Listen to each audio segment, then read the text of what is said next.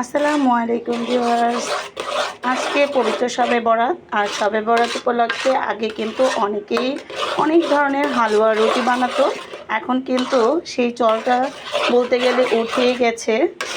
তেমন কেউ কিন্তু এখন হালুয়া রুটি আর বানায় না। তবে আমিও অনেক দিন ধরেই বানাই না। তো আরিয়ান যেহেতু এখন বড় হয়েছে, ও এখন হালুয়া খেতে শিখেছে। তো আজকে বায়না ধরেছে হালুয়া খাবে। তো সেই জন্য ছেলের জন্য একটু বোটের হালুয়া আর সুজির হালুয়া রান্না করছি। তো যাই হোক, সারাদিন যেভাবেই যাক না কেন, রাতে নামাজ পড়ে সবাই সবার জন্য দোয়া করব, এবং আল্লাহ জানি সবার বরাত উপলক্ষে আমাদের সবার গুনাহ খাতা মাফ করে দেয়। সেই জন্য সবার কাছে, আল্লাহর কাছে আমরা সবাই মিলে দোয়া করব। আল্লাহ হাফেজ।